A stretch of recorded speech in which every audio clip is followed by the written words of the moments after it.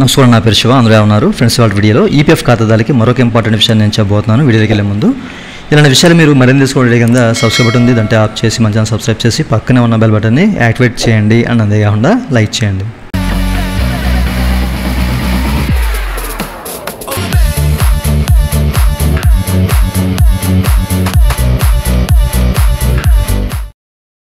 ఇక టాపిక్లోకి వెళ్ళే ముందు ఈపీఎఫ్ సంబంధించినటువంటి క్వైరీ సర్వీస్ కావాలంటే పెయిడ్ సర్వీస్ ఉంది, నన్నైతే కనెక్ట్ అవ్వచ్చు. నా వాట్సాప్ నెంబరు ఈ వీడియో కింద మీకు డిస్క్రిప్షన్లో ప్రొవైడ్ చేసిన వాట్సాప్ ద్వారా మాత్రమే నన్నైతే కనెక్ట్ అవ్వండి. అయితే ఈ వీడియోలో ఈపీఎఫ్ నుంచి మరొక పెద్ద సమస్య అయితే వచ్చిందండి. అదేంటో మీకు చూపిస్తాను, ఓకేనా? సో మనం లాగిన్ అయిన తర్వాత ఇప్పుడు మనకు సంబంధించిన బేసిక్ డేటా లేదా సర్వీస్ డేటా మనం ఎడిట్ చేద్దామని చెప్పేసి అనుకుంటాం కదా. సో దానికి గాను మనం ఏంటంటే మ్యారేజ్ ఆప్షన్ క్లిక్ చేసి జాయింట్ డిక్లరేషన్ ఆప్షన్ క్లిక్ చేసి ఓపెన్ చేస్తాం. ఓకే, మన డేటా ఎడిట్ చేయాలంటే అలా సర్వీస్ డేటా ఎడిట్ చేయాలన్నా జాయింట్ డిక్లరేషన్ ద్వారా వెళ్ళాలి. ఇప్పుడు మీరు చెక్ చేసినట్టయితే కనుక ఇక్కడ చెక్ చేసుకోవచ్చు, ఓకేనా? ప్రజెంట్ అయితే ఈ ఫంక్షనాలిటీ అనేది అండర్ మెయింటెనెన్స్లో ఉందన్నమాట.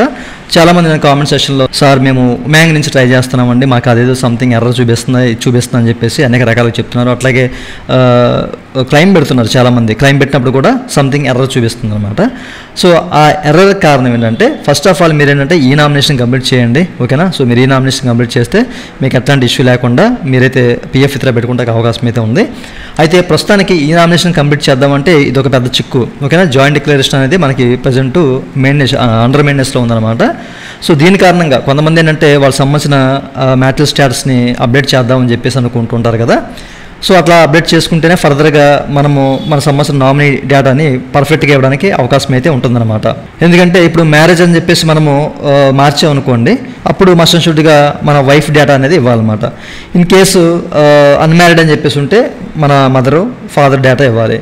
బట్ కొంతమందికి ఏంటంటే మ్యారేజ్ అయిపోయిన తర్వాత కూడా అన్మ్యారీడ్ అని చెప్పేసి ఉంది, బట్ టైం చాలా తక్కువగా ఉంది కదా, మనం ఏదో ఒకటి ఇచ్చేద్దాము మదర్దో ఫాదర్దో అని చెప్పేసి అనుకుంటారు. సో అట్లా ఇవ్వకండి, ఓకేనా? సో అప్డేట్ చేసుకున్న తర్వాత మాత్రమే మీ వైఫ్ది ఇవ్వండి, ఓకే? ఈ విషయాన్ని మీరు గమనించండి. సో దాన్ని చేద్దామన్నా ప్రజెంట్ ఇట్లా మనకి ఈ ఇష్యూ అయితే చూపిస్తుంది అనమాట.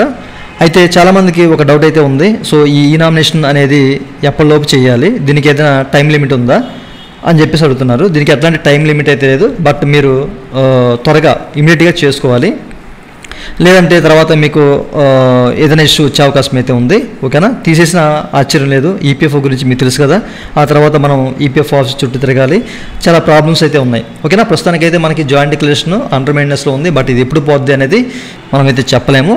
బట్ ఇది 1 వీక్ లోపు పోయే అవకాశం అయితే ఉంది, బట్ 1 వీక్ వరకు వెయిట్ చేసిందే తప్పదు, ఓకేనా? ఈ మధ్య పోతే హ్యాపీ, బట్ మీరు అప్పుడప్పుడు చెక్ చేసుకుంటూ ఉండండి, ఓకేనండి? సో చూసారు కదా, ప్రస్తుతానికైతే మనకి ఫంక్షనాలిటీలో మెయింటెనెన్స్ షెడ్యూల్ జరుగుతుంది. సో ఇది పోయే వరకు మనం వెయిట్ చేసిందే. పోయిన తర్వాత మన సంబంధించిన డేటా అనేది ఎడిట్ చేసుకోవాలి.